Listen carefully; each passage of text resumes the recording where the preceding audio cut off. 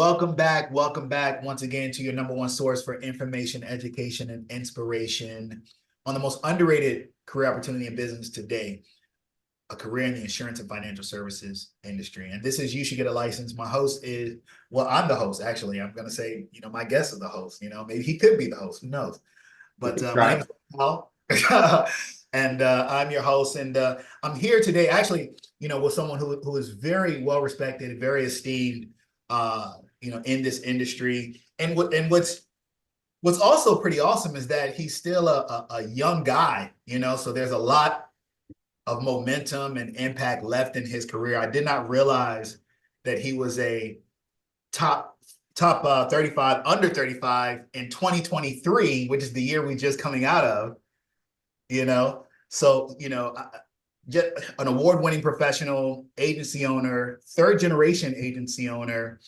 And not only has he won awards for, the things that he's done with his agency and how he's been able to continue to take a business and build successfully upon it, he's also been awarded and accoladed for his work in the community as well. And those are some things that I want to talk about. He's a family man, great guy. Is on one of the coolest sweaters that I've ever seen for holidays, and I've seen some from his office as well. So without further ado, let me bring on the one and only, the Chief Executive Officer of Rathbun Insurance, Mr. Ben Rathbun. How are you doing, sir? Well, thanks for having me, Rod. It's still weird. I gave myself the CEO title a few months ago that I've been acting in for, a few years. But when you get introduced, it still sounds funny. So thank Yeah, you. man. I appreciate it. Trust me, you've earned it. Well, You thank you. definitely earned it. And let me also start, because I know you're out in Lansing, Michigan, and are a Michigan State alumni. So at the time of this recording, I'll give you a congratulations. For Well, I went to Michigan. Michigan State, and so we are in the backyard of Michigan, our rivals. So, but we'll give them credit. Well, yeah, But I, well, it's in the geography, right? but if we're going to talk about Michigan, Nia Detroit is the chapter of the year. So I just have to give a shout out to Nia, Michigan, Gretchen, and the whole team. Hey, look, you guys had a great year last year. Nia Central Virginia is certainly, in that competition as well. But as we get to, kind of digging into your career journey and really how you got into this space. This platform is really for individuals who are either in the industry, kind of exploring new avenues, because we actually have a lot of professionals who listen, who are looking at different paths, maybe corporate professionals looking at the agency path, or even vice versa in some cases. And we have people who aren't familiar with this industry at all, who are just trying to figure out, what's going on. It's not one that people talk about as much. I would love for you to share, as you mentioned, you're just taking on the official role of Chief Executive Officer. But I would love for you to share just some information about yourself, about Rathbun Insurance, kind of what you guys do and specialize in, and the role that you play, as the leader of that organization. Absolutely. So I can ramble forever about this. So feel free to stop me at any point. So I'm 31, I'll be 32 in October. And so I officially will have been at the agency for 10 years next May. Wow. So unofficially, I guess my first day was in 1999. We still have photos of, 1999, I was 7 years old. We had paper files at that time. And so, people would call in and the account manager would say, Rod Powell's on the phone, and I would go grab the P and, pull it over. And that was annoying to me. So when I was 8, I scanned everything. I made us paperless. And, I didn't really see the benefit of that until I came back and I was an account manager, a full-time account manager in the summer for 3 or 4 summers in high school. And I kind of always knew I wanted to end up at the agency, but didn't necessarily know what that path was going to look like. So my grandfather's 2 brothers started our agency back in 1956. I'm third generation. So my grandpa joined about 10 years later in 1966. He was an underwriter at a carrier that we actually still represent to this day. And so his brother was kind of the main person behind the agency. And then there was another brother who was just a silent partner. My grandpa retired in 1989, so he was at the agency for, quite a while. My father joined the agency and was there for 39 years. And so kind of grew up, in the insurance world. So I grew up in the insurance world, sitting around the kitchen table talking about policies, watching TV at night, watching him in the management system, shopping renewals. And so he always said, go to the carrier for a bit before you go to the agency. And I think that's great advice to anyone who's going to be in an agency or run an agency, to understand the carrier perspective of who you're interacting with all day long. And so I worked at Auto Owners, regional carrier, actually based right here in Lansing. And so Okay. I worked in their home office claims department, actually did a lot of Medicare reporting, and then also did a lot of we would go out and do branch audits. So I did quality assurance for all their branches. And that sounds fancy. Basically, what I was doing was making sure that their claim reps weren't lying on their mileage reports, which is, we'll give that to an intern. So I was going to be a claim rep for auto owners, and we parted ways with an agent about a month before I graduated. And so my dad came to me and said, we got a small book of business, and this is a really good time. You can start from scratch in a few years, or you can start right now. And that was enticing to me. I didn't know that it wasn't really that big of a book of business, but he got me he got me in the door. And Yeah. working with your family is always interesting. And the independent agency system is a system that is perpetually built generational wealth. And I have been at the receiving end of that. And we'll certainly get into that throughout this chat, but that's kind of been very integral in how I've been able to move in the world at this point in my life as a 31-year-old. Yeah. So I joined the agency in 2014. I bought in 2019, and then my father actually had a heart attack about 2.5 years ago, sudden heart attack. So he had just turned 60. We were doing our favorite thing, strategic planning for the agency, for like the last 48 hours. He was totally healthy, ran 5 days a week, super healthy, and just dropped out of a heart attack. And so I took over the agency when I was 28. That was a Saturday. So Sunday morning, I was at the agency. I have a business partner who's 60, so he's double my age. And we both owned minority shares of the agency. So that it's been quite an interesting shift. I went from owning 15% of the agency to 85 overnight. And shout out to life insurance. We'll give life insurance a shout out right now. Yes. Um, I have had a very challenging and difficult last 2.5 years, but figuring out how to fund the transition of the agency is not something that I had to think about. So thank you for taking care of that, because that is a huge relief when you also have 5 million other things to do running an agency. And so we're very personal lines heavy. We're about 75% personal lines, about 25% commercial. And my dad was very hands-on. I've been kind of transitioning us to, really solidifying a producer's a producer, an account manager is an account manager, getting very, into people doing what they should be doing and, what their job description is. And so, but he had 2,500 personal lines customers. And so, we divvied those up amongst everyone, and we physically called 2,500 people, A lot of those. Yeah. And so in that first year, we literally called every single customer. And I had 2 producers who I'd brought in. And, when you start as a producer and transition over into agency ownership, some days you wish all you had to do was sell insurance. It seems like that was the easy part. I wish I could, Yeah, do that all day long, some days it's not like every day you did like a every day, And it's nice. I'm getting back in the selling insurance thing, Yeah. which is good. But after my dad died, we had me, him, and the partner who ran the agency, and we were all high volume producers. But at that point, we weren't necessarily managing our business like a business. And so we brought in an operations manager. I, at this point, now have a full management team where I actually hired a COO to run my life, essentially. Hired her a year ago, and she's doing just that. Shout out to Laura. But I now have a full management team. When my dad died, I found out we'd never had a budget in 68 years. So, now we have a vice president of finance. We have, a vice president of sales. We had never actually actively managed our salespeople. We just had 3 producers who knew how to sell. Well, when you throw a producer into a book and they're not used to having a volume of 1,000 customers, that there's a learning curve there. Yes. And so learning to develop your producers is certainly something that we've learned and are continuing to learn over time. And I feel like I got off track and forgot what the question even No, was. I mean we're right. You know, we're really right where we need to be. And actually, there's a lot of things that I kind of want to unpack based on what you said. So first, let me just take a step back because your agency is primarily property and casualty focused, right? Yeah. Okay.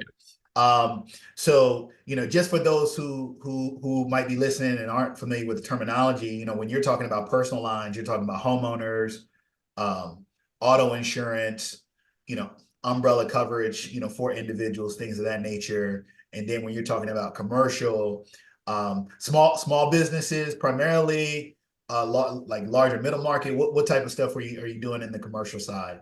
We do a lot of small and middle market. We do a lot Okay. of nonprofits. We've kind of niched ourselves into nonprofits unintentionally. And I guess we can kind of talk about that when we get into the community stuff. And Yeah, but that yeah, was, definitely, definitely. So just I guess like liability and I guess probably professional liability too, and some directors and officer stuff in the nonprofit space. So it's a wide mix because I like to kind of speak to that because when people hear the term insurance, they kind of lump everything together. Like even when you mention life insurance, it's like just because someone, does life insurance or is familiar with that space doesn't mean, well, they probably don't have any clue about PNC in a lot of cases yeah, or vice versa, so they're completely different specialties, you know. and, yeah. I and mean, I have a life insurance guy, and I'm licensed. I can sell life insurance. yes. Not an expert at it, and I personally prefer to send people to experts when I don't have the expertise. And having a life insurance expert is worth your weight in gold. See, I'm PNC licensed and I know enough to assist and be, I'm not even going to say dangerous. Yep. maybe, I maybe, can prop someone else up. right. but, but I have the license. So I get it. I definitely understand.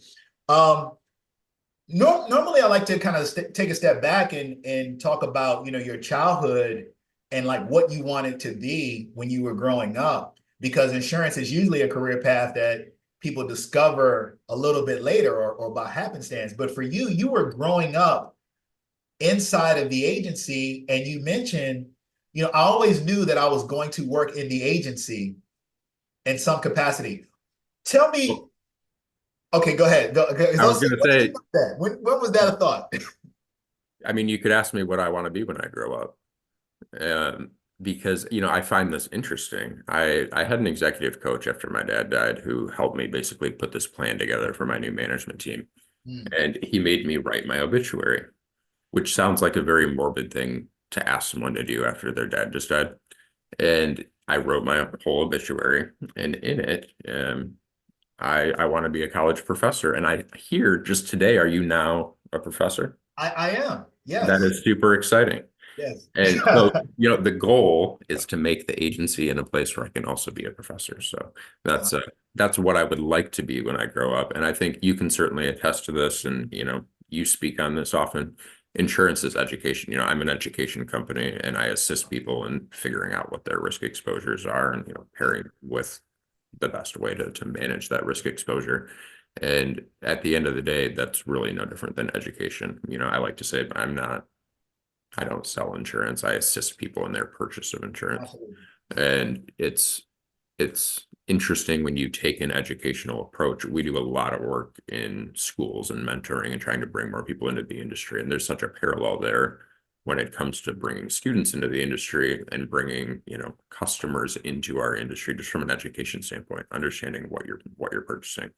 And, I just today had a customer who, their boyfriend moved here from out of state and came and said, I'm meeting with you and I'm meeting with two other agents after this. And, by the end of the meeting, he said, I'm canceling those two meetings.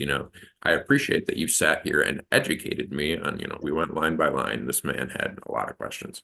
But that's what we are. We're educators. And I think if we're going to talk about bringing other people into this industry, I think there's a lot of transferable skills from people who educate, whether that's in the education industry or educating people in other regards. I think that's a very transferable skill. You can teach people insurance, but I being agree. able to educate people effectively is a good skill. Yes, I agree. I find that that teachers usually are more successful making like a transition into this space. Like, Kathy Conley Jones, she came from an education background out in St. Louis. She my first manager, field trainer in the industry, was a teacher prior as well. So Yep. I think there definitely is synergy in the way that you approach the communication and kind of the consultative approach that's necessary to succeed. Um, so would you mentioned the obituary, which is also an interesting exercise. It's kind of like manifestation. I mean, not to get too metaphysical, but um, it really feels like that, right? Because you're kind of envisioning. I have this thing where I envision my ideal self, Yep. and what would that look like on a day-to-day basis, and that's kind of like a reverse engineering because you're saying, hey, at the end, that's actually a really cool exercise. At the end, um, what what impact did you make? What was your lasting legacy? Tell what was in your obituary. Tell me about it. I'm on my computer. I could pull it up and read it, but Right. there's I need to have some kids so that they can run my agency. So that was in there. And my wife actually, I have to brag on her, give her a shout out. She is America's top small business. Uh, Amazing. yeah, Congratulations. from Yes, the I did see that on LinkedIn as well. from the U.S. Congratulations. Chamber of Commerce. So I'm sitting in her home office right now. We just moved a few weeks ago, but she's in DC. She just shot the opening address to the State of Small Business, which is tomorrow morning by the U.S. Chamber.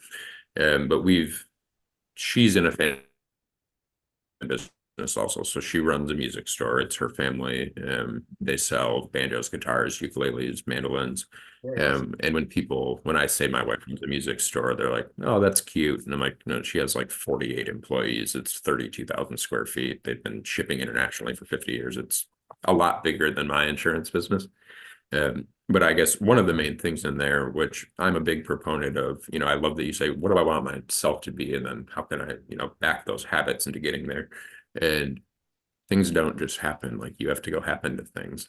And so my wife and I had long said, we're going to start a foundation. When we're 60, we're going to, give back to the community. And my dad has ingrained that in me for forever. And we actually successfully about a year ago, when I took over our marketing 8 years ago, I decided we're replacing every single advertising dollar with a direct donation to a nonprofit. And so we don't do any, like, you're not going to find me on a TV ad anymore, on a billboard.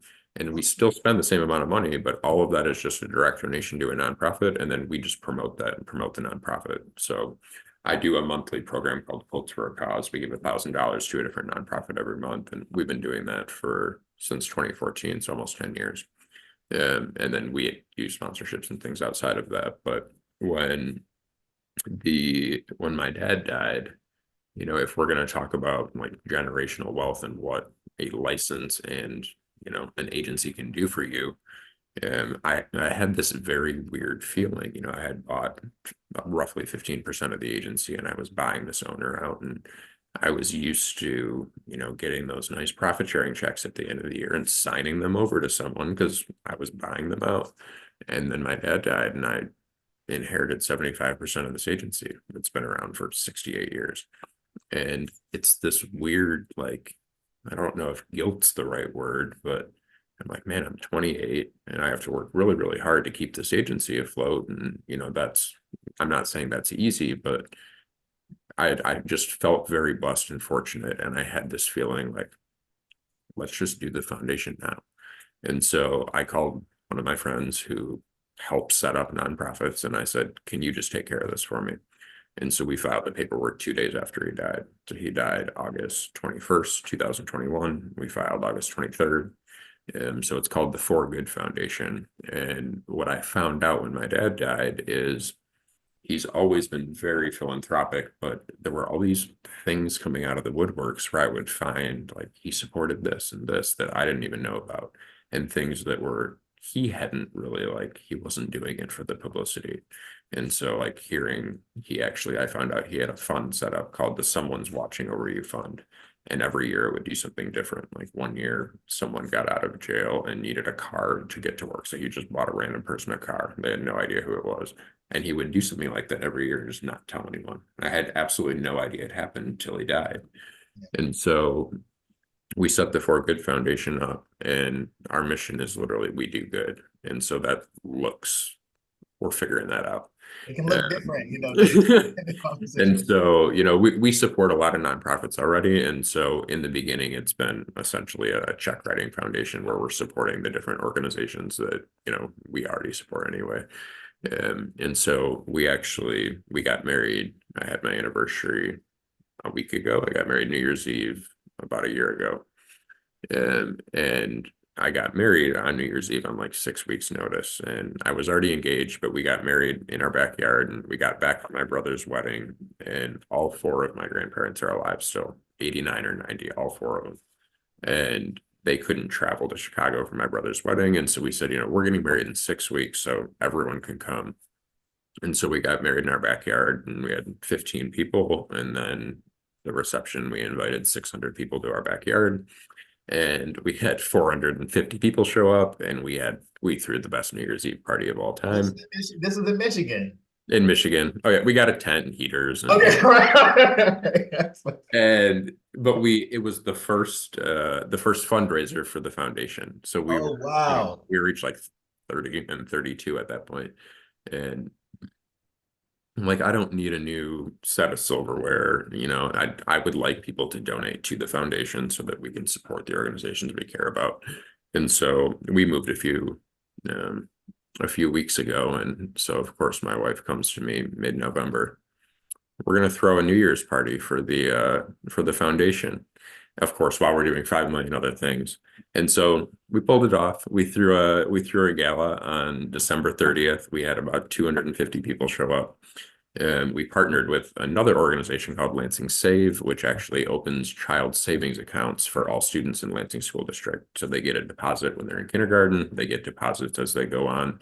And then as they learn about financial education, they get additional deposits. They can bring money in, and it's kind of cute. The kids will bring in like 30 pennies and put a penny in all their, friends' accounts.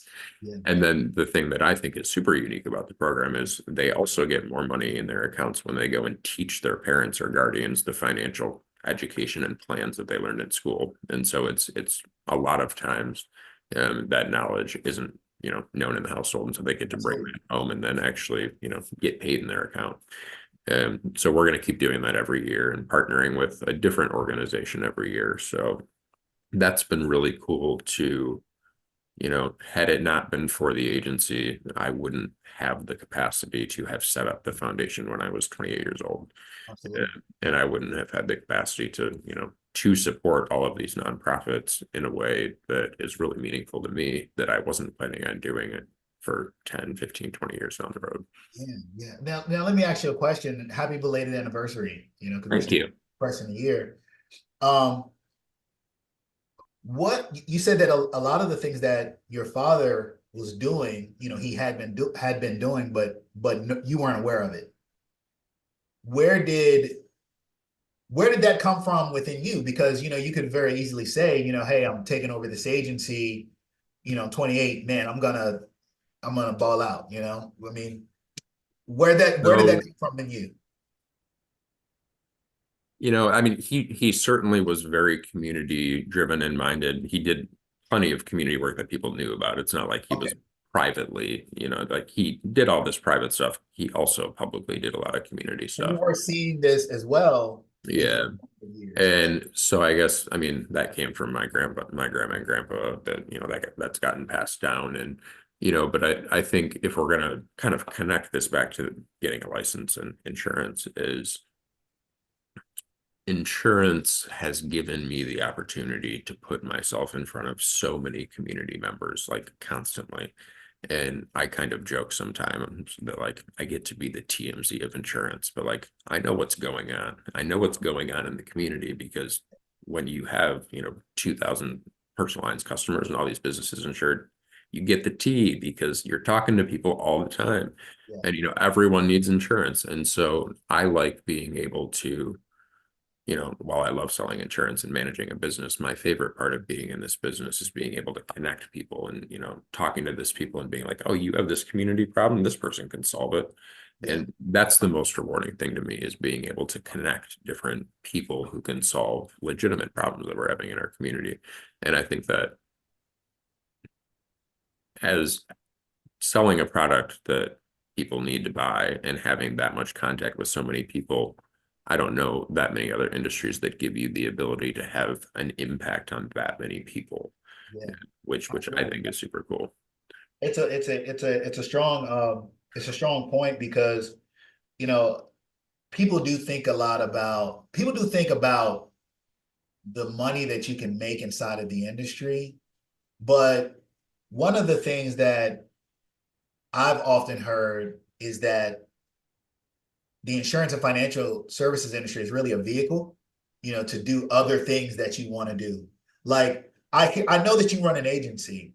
I know you're an insurance professional, but what I really hear is someone who is really more passionate about the philanthropic efforts, about community engagement and involvement. And insurance has created, the foundation and the base to be able to do those things. In addition to the fact that, it's an industry that truly does impact people in a significant way because it's going to influence, their profitability in a lot of cases is going to make sure that their assets are protected, is going to help them to accumulate wealth over generations, as we spoke to earlier.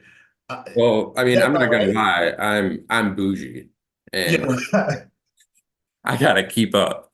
I gotta keep up with this lifestyle. And I joke about that, but my dad growing up, I'm very blessed and I've had a lot of opportunities presented to me. And, when my dad, he was very big on experiences, like I could buy you anything in the world, but like we're going to spend time together. And so Let's starting, talk about that. Let's listen. Okay, since you went there, yes, let's talk about the things that this industry has allowed and has afforded in life. so he would take me to Europe between Christmas and New Year's every other year. We did this like 7 or 8 times. And, I don't remember where I got in the years that we didn't go to Europe, but, I had 7 days where, we went to Dublin and London and we went to Istanbul and we went all over the place. And I had a lot of fun. And he was like, you're going to have a good job to keep up with this lifestyle. But then I started working at the agency and he gave me a job offer and I'm like, that number does not work for me. And he said, that's great. You can increase it. You want to know how? Go sell more insurance. And so, every time I'd go and ask for a raise, he would say, you have the ability to give yourself a raise, turn yourself around, go sell a policy. But I legitimately would be like, I want to take my girlfriend at that point to Barcelona for her birthday. This happened like 6 years ago. And I literally figured out this is how much it's going to cost. This is how much commission I need. So this is how many policies I'm going to sell. And I literally sold that many policies so that I could fund the thing I wanted to do. And you can literally do that when you sell insurance. Like, not that it has to be a trip to wherever you want to go, but you want a down payment on a house, figure out how many policies you need to sell to get there. And I think we have this, it's like, oh, you can make a lot of money, but you have to have a plan. Nothing happens without a plan. And so it's been really rewarding to me now that I've kind of done all of this foundation laying within the last 2 years in my agency that I can manage the agency and still have a significant amount of my time freed up now to do sales. And it's bringing me back to, it's fun. Yeah, Selling insurance is fun. Solving problems is fun. Being an independent agent is a blast. And, just being out and getting to meet people and build relationships. And that's very rewarding to me. But it's an incredible opportunity that the industry affords, that we have the ability to control our income if we so choose. I have plenty of people in my office who have no desire to work on a commission basis, and account managers are the life and blood of this industry. I will A magic word that, you know. die on that hill. And we my account managers allow me to go out and make impact in other ways. Yeah, And what a blessing. And so I guess let's maybe segue. I think as we talk about community, we do a lot of work trying to recruit and bring more people into the industry. yeah, And so I guess I want to talk a little bit about that. And so we I have I have a passion for diversifying the independent agency channel. And, I think a lot of people say they want to do that, but once again, you need a plan, and you can't just, one of the things that irritates me more than anything is, the CEO who says, I care about diversity, I want to do something, and they don't know what to do, and they're just blowing smoke. And so that doesn't work for me. And so I mean, that's multifaceted, I guess, what our approach is when it comes to being inclusive. absolutely. But one of the things that I guess I'm most proud of, we started another company. I started another company last, I don't know, 6 months ago. The days blur together. Um, but so I You hired got a a lot on your plate too, man. Just so So I hired this chief operating officer a year ago, and she didn't know anything about insurance.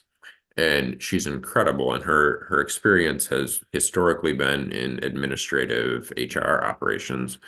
And she's in every organization she's been in, interns have kind of been thrown on her lap. And so she worked for a previous governor of ours that she managed 23 interns in his office. And then at her prior employer before me, she also managed their intern program. And she found herself oftentimes being put in this position where it's like, you have to manage the interns, but you don't do the thing we do that makes us money. So like, you can't actually teach them the thing. And so it's kind of become her mission to make it easier for the people who do the thing to support the intern while they're there. yeah, And so we created this minority internship program back in April. And so we're exclusively hiring minority students from Lansing School District. And it's important to us that they are actually supported and have an impactful experience. And so Laura said, I'm going to create this internship passport, which she had previously created, and it's an onboarding document. And so I'm like, okay, sounds good. So she comes back to me a week later. Rob, this is the most beautiful thing I've seen in my entire life. This thing is gold, and it's like 100 pages long, and it walks the intern through, first just basic things like how do you work in a workplace, like basic office habits, how do you set a schedule, all these things. And then it totally introduces them to everything about our agency, what they need to know to be successful there. And then there's, prompts and activities throughout that we're tailoring the internship to them. What I think is specifically really cool about the internship program is they're not just trained by me or my ops person, they're trained by all 16 people in my office. So they're sitting, they had weeks 4 through 7 were account manager. And so they were sitting with all my account managers. He's walking into the meeting. There's a full written agenda. He has questions to ask. So it wasn't a huge lift from my staff standpoint, but education, if we're going to get back to education, my staff had never been involved in the training and development of anyone in our office. And for them to realize that they're experts to educate this intern was just like the coolest experience to watch in real time. And so after he went through this internship, there was Miguel who went through it last time, and he will work for us full time. It's a matter of when. And I'll send him this link. So shout out Miguel. right. And actually, I get off track really easily. So Did you have someone come through and get licensed through that program that joined you recently? yeah, I guess I'll talk first about Miguel, and then I'll Okay, talk about okay. Benwan also. So Miguel, I actually met. He spoke at a junior achievement breakfast. He was a senior in high school, and I said, I need you to come work in my agency. So I introduced myself and got his resume. He was actually a junior, and no, he was a senior in high school at that point. And so I had worked setting up a mentorship program in Lansing School District. They have an insurance class, and we have this program called the Insurance BFF Mentor Program. And so we pair insurance professionals with high school seniors. They meet virtually 15 to 20 minutes every other week for a full semester. And so Miguel was actually in the insurance class. And so I created this mentor program, and well, I copied it from another school district. Like all good R&D. And so I handpicked Miguel to be my mentee, and then kind of recruited him to be my intern. And it's been such a rewarding process, not only to watch him go through the internship, but I mean, he's been back 3 or 4 times where he literally just comes and sits with us and is like, I know my internship's done and I'm not getting paid. Like, I just want to watch you guys work. And this kid is incredible. And part of the internship passport is there were 4 different projects. He could pick whatever project he wanted. And they were things that needed to be done, but like they were on, not, I don't want to say the back burner, but like things that like we'll get to when we have time. And one of the things, which was the one we wanted him to pick, was how can we be more inclusive to the Hispanic community? He's bilingual. And my ulterior motive was, and he already knows, is I want him to work for me. And there are no bilingual independent insurance agents in Lansing. And I think that's criminal. Wow. And there's agents who are bilingual, not who are independent agents. And he saw through doing this project, his words, he's like, this is going to be a gold mine. But like part of it was he went out and did an actual focus group. So he, met with 10 people in his community. How do you like to receive your insurance information? What are your struggles? All these things. Came back, gave us feedback. We're legitimately implementing that plan right now. And so, we're working with a few different community centers. He translated a bunch of stuff on our website. He's given us legitimate recommendations for how we can be more inclusive. And from an 18-year-old, and that's incredible to me. And as part of that process, he has realized, I brought him to NIA conference this year, and so you may have seen him, and we're sitting there at dinner one night, and he said, I got to sell a lot of insurance because I want to have 7 kids. And I said, Miguel, this kid's 19. Wow. And I said, well, the independent agency system is a place where you can support a family, but I'm not joking. Like that's a legitimate statement. It's if you want to have 7 kids, kids are expensive. I don't have children yet. I have employees, but they're kind of the same. A They're lot. expensive too, but yeah, the kids are expensive and they don't produce revenue for you, at least. It's funny you say that because I used to joke all the time with my dad, and I guess I still do because I tell this all the time. So I worked for auto owners when I was in college, and they're our largest carrier. And so he got that appointment in 1992, and that was the year I was born. And so I would always joke with him. I'm like, you were just preoccupied, mom was pregnant. You were worried about getting this auto owner's contract. And he said, well, auto owners makes me money. You cost me money. And you know what? About a year before he died, we got to the point where I was making him more money than auto owners. And Wow. sure as shit, I rubbed that in his face. I said, I'm actually making you more money than auto owners now. You can't say that anymore. There's the ROI right there. It Yeah, took 27 years. He said, I've had to pour a lot into this investment. And that's right. That's right. How valuable was it for you to spend that time at the carrier before coming back to the independent agency side? I mean, incredibly helpful on top of the fact that it was just my largest carrier. And so having the relationships that I was able to build with executives and people within the company is just incredibly helpful to this day. But I guess so like right after I graduated, I joined the agency, and owning an agency gives you the ability to win incentive travel trips and do different things like that. And I was new, so that wasn't something that I got, but my dad was the owner, and he won a trip to Ireland, and he called my brother because I had gone to Ireland with him when we were 16. And so he said, I'm going to take Sam to Ireland, and him and his girlfriend had just broke up, so he needed a plus one. And so I had propositioned them and I said, I sell for auto owners now. Why are we sending my brother? And, he's in college at the time. He was 18. He was a college lineman. He played football and he didn't care about going to Ireland. And so I called my brother and I said, what do I need to do to go on this trip? He said, a $50 gift card to Chipotle. Are you serious? That shit was in the mail in 30. Well, he's in college, so he's hungry. He didn't care. And I went on an 8 day, trip. My dad and I saw Van Morrison live in Ireland while we were there. And I'm like, you got like 4 burritos out of this? Like, I think that was worthwhile. but that also gave me the ability to, meet executives within the carrier side. And, as you own an agency and your your customers are also your carriers that you're managing all the time. And so being able to build those high level relationships within a carrier that I sell for has been incredibly helpful down the road. Absolutely, absolutely. So I asked that question because people sometimes get into the industry and they want to start an agency right away.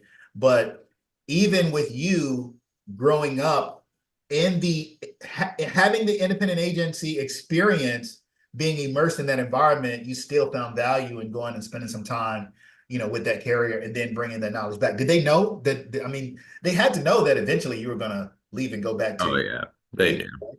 They knew. But also I have a preference for selling their product now. And Right. they knew what they were doing from the beginning. So this But was a part of their plan just as much as it was a oh part. yeah. Oh yeah, I'm making them money now.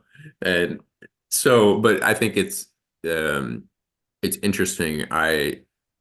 Everyone thinks that they're smarter than they do. And when I was 23, I thought I could run the agency and in retrospect, I had no idea what I was doing. Yeah. And so I'm very blessed that I had a mentor like my father who often would be like, chill out, like let's actually think through that.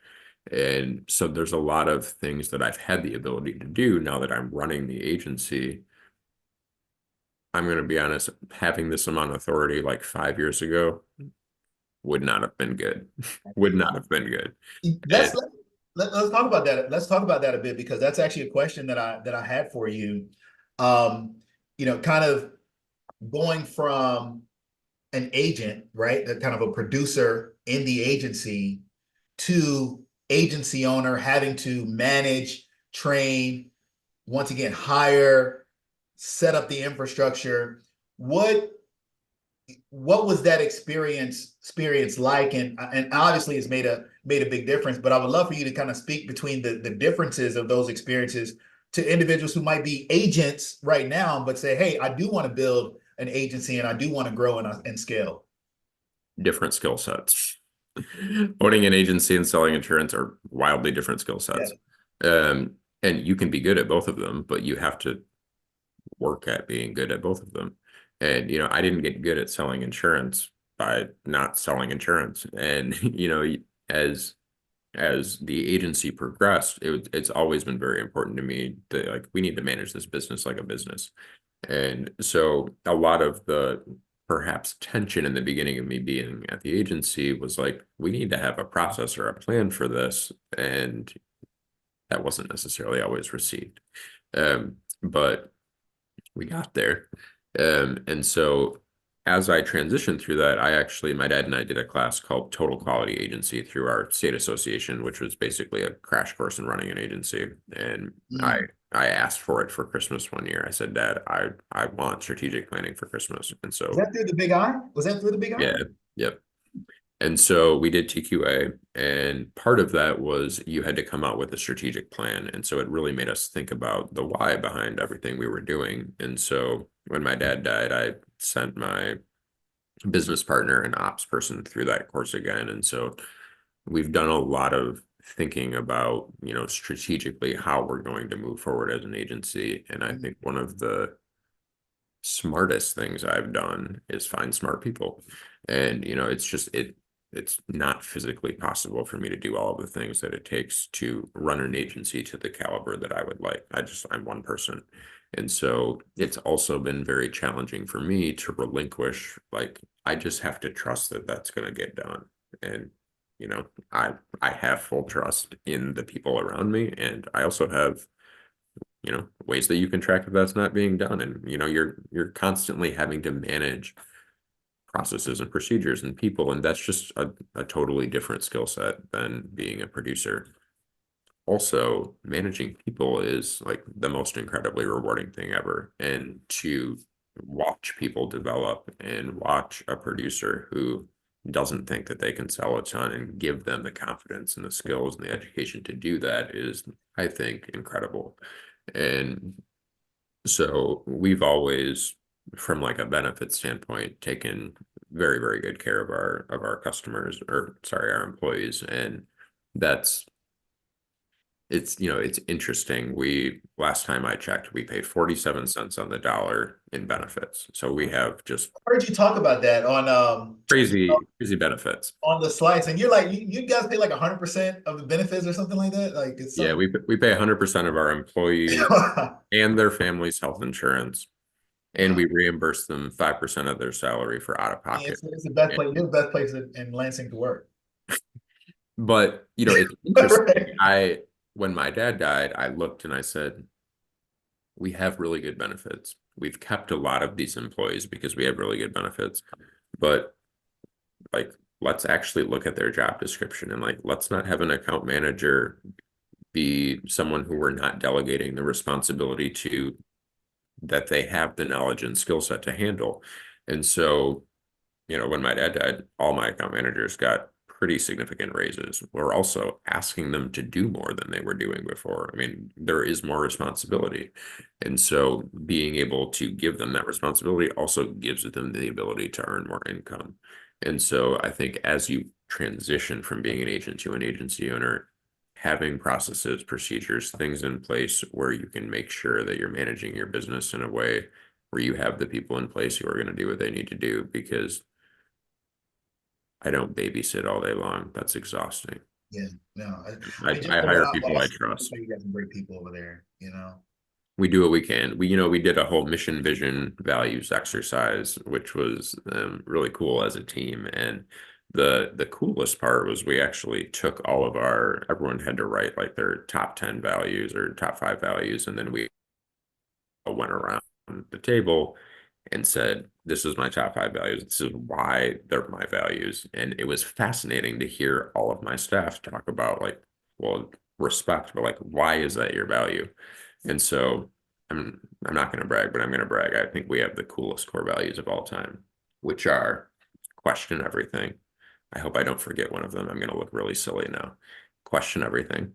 All of these are internal and external values. So internally, we should be questioning our processes and procedures. Externally, I expect my customers to question things when they don't understand what they're talking about. And that's my job to be able to answer their questions. Give it away to keep it.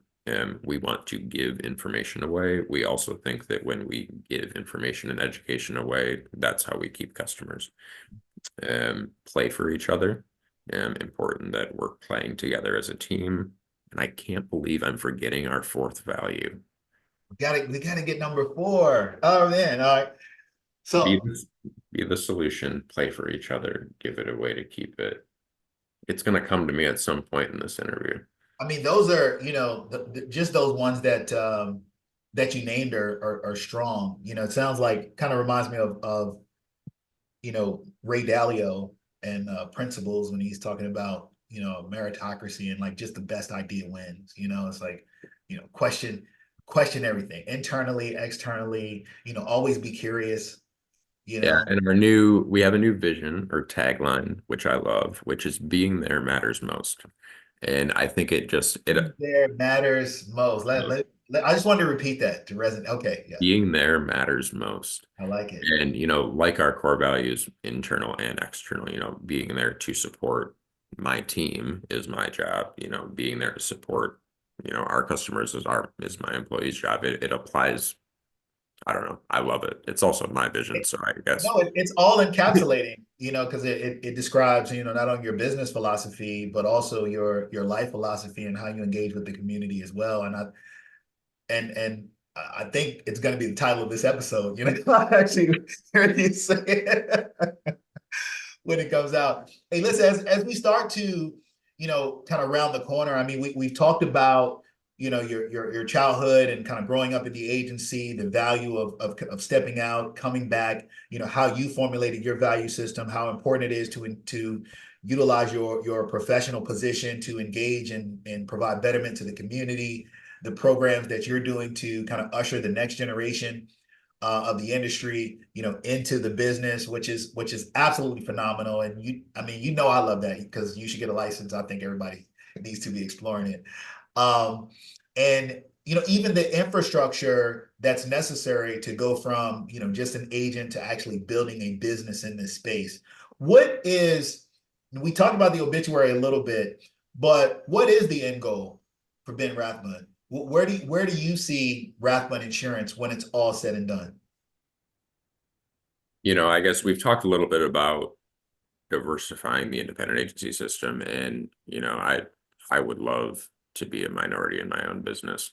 And I think it's such a disservice that, I'm a CEO now, so I'm in the room with all these people who run insurance agencies that are double my age. And we're just not going to have agents that don't look like us, who sell to people who look like them, who make all of us money. It makes no sense to me.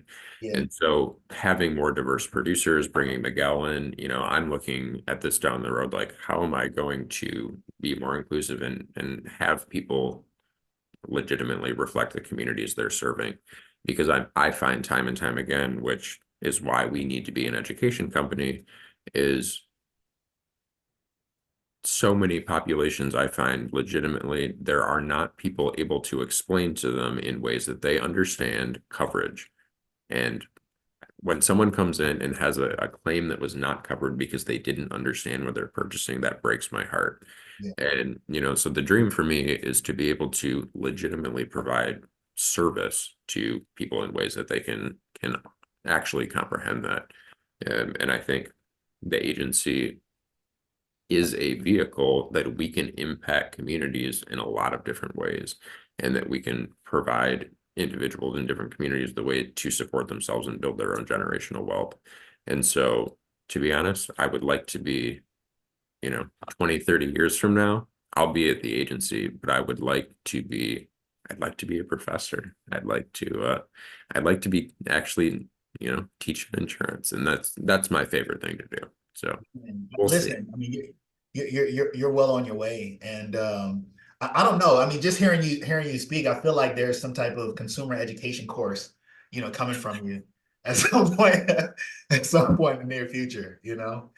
Um, maybe hopefully sooner than 20 years, because not only do I think it's necessary, but I think you'd be a great facilitator of the information. For anyone who is, looking at exploring this career path, who's looking at the industry, what kind, or maybe they're new coming into the space, what kind of advice or guidance, would you give to that person? There's so many experts in this space, and there's so many, people to be connected with. And I always, whenever I meet a student, always encourage them to job shadow. Come sit with me for like 3 or 4 hours, see what I do. Like, what is it actually like selling insurance? I think a lot of people have misconceptions about, like, I don't have a lead list of 3,000 random people who I don't know that I'm just calling all day long. That's not what I'm doing. I'm building community relationships and partnerships and educating people. And that in practice looks very different than what people's perception of selling insurance is. So I guess I would encourage anyone considering a career, and don't only, every agency is different. People always say when you've met one agency, you've met one agency, because they're all different. And so, find an agency that aligns with your values, or multiple ones, and literally just go sit with them and watch what they do. Because I think people oftentimes don't necessarily know what they're getting themselves into. So figure that out before you do. Wonderful advice, and I can imagine that not only because of this platform, but just the immersion that you have in your community, that there'll be a continuous stream of people who are coming to sit with you and learn from you as well. So how do folks who are listening to this, how do they get in contact with you? How do they find out more about the Rathbun Insurance Agency? Maybe they're in the Michigan area, maybe they're outside of it, but they just want to pick your. So, what a blessing. I get an opportunity to promote our TikTok, Rod. There you We go. don't know how to make a TikTok, but we hired Kenwa. And, Kenwan was my mentee last year, and we hired him like a month after he graduated. He came to me with an insurance license, a CISR designation, a CAWC designation. This man, he just turned 19 over Christmas. He will be a producer with us eventually. But even he recognizes, I need to be an account manager first. I need to understand policies. I need to understand coverage. He's handling the same caseload or the same number of customers as like my veteran account managers who've been there 20 years.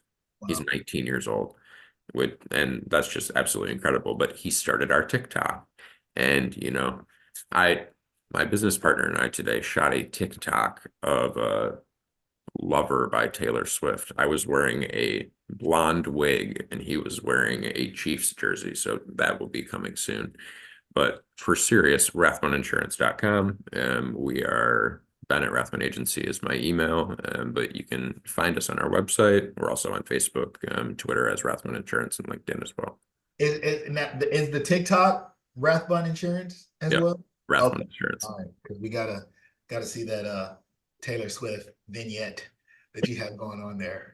We're trying to go viral. No, hey, look, man, I really appreciate, this time once again. Just a wealth of knowledge and insight.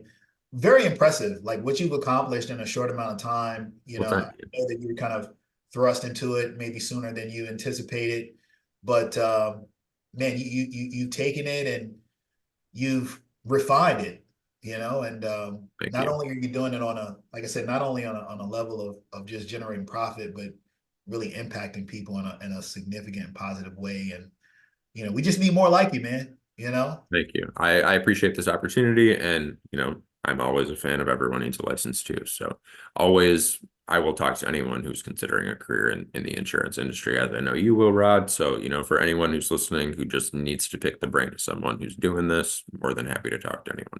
Hey, reach out to Ben Rathbun because he has opened the door of communication to you.